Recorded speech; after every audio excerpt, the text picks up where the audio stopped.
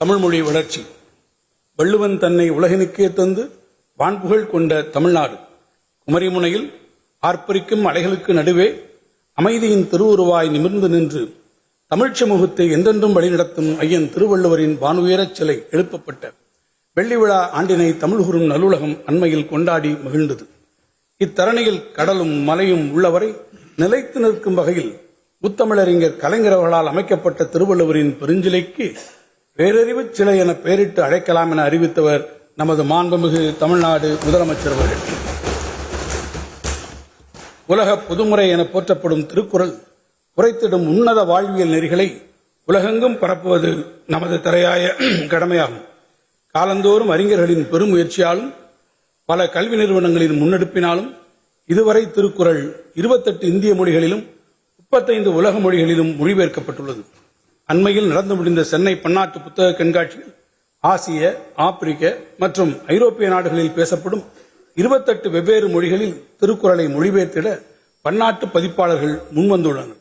இதைத் தொடர்ந்து 45 பல்வேறு உலக மொழிகளில் கூடுதலாக மொழிபெயர்க்கப்படும் போது ஐக்கிய நாடுகள் அவையினால் அங்கீகரிக்கப்பட்ட 193 உலக நாடுகளின் அனைத்து அலுவல் மொழிகளிலும் மொழிபெயர்க்கப்பட்ட பெருமையினை திருக்குறள் பெற்றிடும். வான்புகழ் வள்ளுவத்தை உலகெங்கும் கொண்டு சேர்க்கும் உயரிய நோக்கம் கொண்ட இந்த மொழிபெயர்ப்பு திட்டத்தை பிற கல்வி நிறுவனங்களுடன் இணைந்து தமிழ்நாடு பாடநூல் மற்றும் கல்வியியல் பணிகள் கழகம் எதிர்வரும் 3 ஆண்டுகளில் நிறைவேற்றிட 133 லட்சம் ரூபாய் நிதி ஒதுக்கீடு செய்யப்பட்டுள்ளது. இது மட்டுமன்றி தலைசிறந்த தமிழ் இலக்கிய நூல்களை உலக மொழிகளில் கொண்டு செல்லும் மகத்தான முயற்சியின் முதற்படியாய் தேர்ந்தெடுக்கப்பட்ட 500 தமிழ் இலக்கிய நூல்களை ஆங்கிலத்தில் மொழிபெயர்த்திடும் மாபெரும் திட்டத்தினை 20க்கும் மேற்பட்ட புகழ்பெற்ற பன்னாட்டு மற்றும் இந்திய அளவிலான முன்னணி பதிப்பகங்களுடன் இணைந்து தமிழ்நாடு பாடநூல் மற்றும் கல்வியியல் பணிகள் கழகம் கூட்டு வெளியீடாக செயல்படுத்தும். அடுத்த 5 ஆண்டுகளில் ஆண்டிற்கு 100 நூல்கள் வீதம் 500 ஆங்கில மொழிபெயர்ப்பு நூல்களை பதிப்பிக்கும் முயற்சிக்கு முதற்கட்டமாக 10 கோடி ரூபாய் நிதி ஒதுக்கீடு செய்யப்பட்டுள்ளது.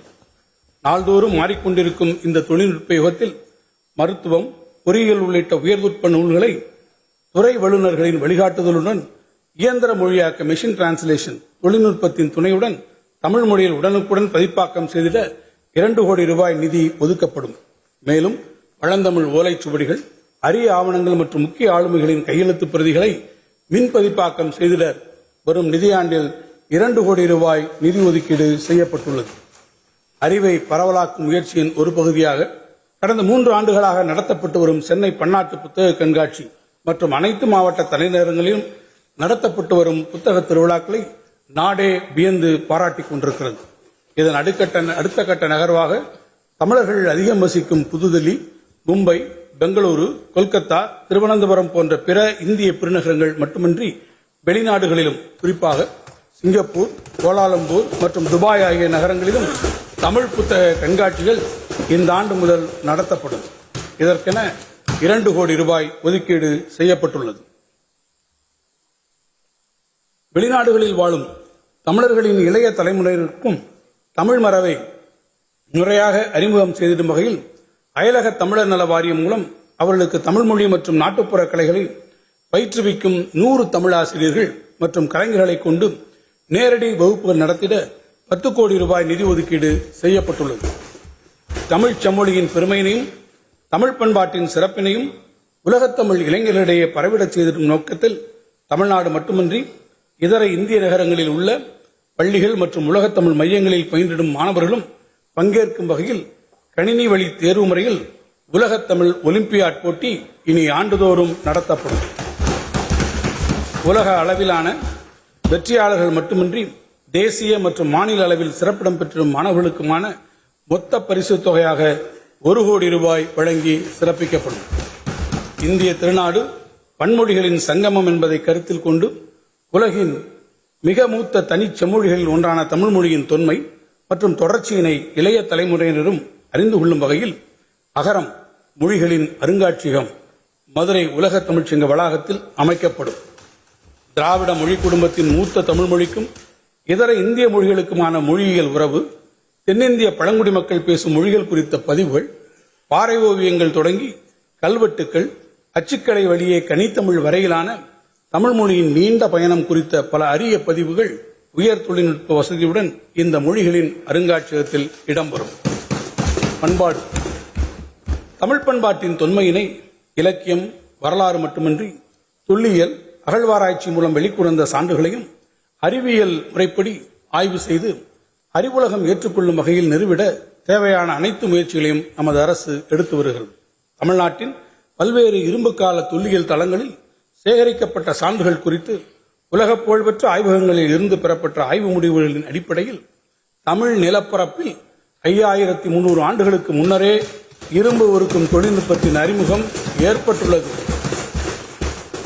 எனும் வரலாற்று சிறப்புமிக்க அறிவிப்பை மாண்புமிகு தமிழ்நாடு முதலமைச்சர் அவர்கள் அண்மையில் உலகிற்கு அறிவித்தார்கள்.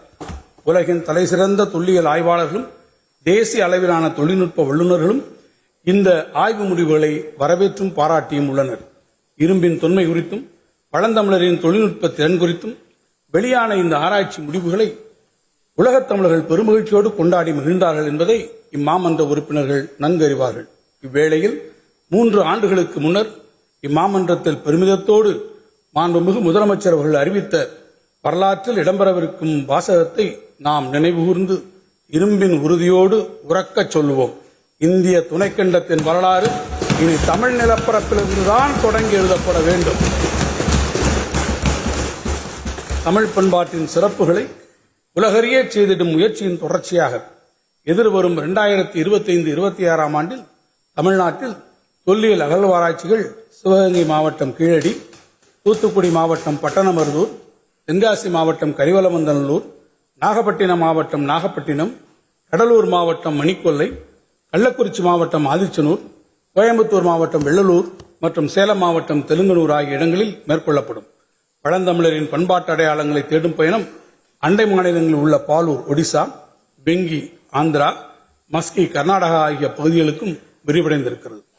அகழ்வாராய்ச்சியில் வெளிக்கொணரப்பட்ட தொல்லியல் பொருள்களில் தொல் மரபணுவியல் ஏன்ஷியன்ட் டிஎன்ஏ அனாலிசிஸ், உலோகவியல் பகுப்பாய்வு மெட்டலர்ஜிக்கல் அனாலிசிஸ், நுண் தாவரவியல் மைக்ரோ பாட்டனி, மகரந்த பகுப்பாய்வு போலன் அனாலிசிஸ், தூண்டொலி வெப்பக்கால கணிப்பு optically stimulator லுமினிசன்ஸ் dating, மட்பாண்டவியல் ceramic technology உள்ளிட்ட உயர் தொழில்நுட்ப ஆய்வுகள் உலகப் புகழ்பெற்ற ஆராய்ச்சி நிறுவனங்களுடன் இணைந்து மேற்கொள்ளப்படும்.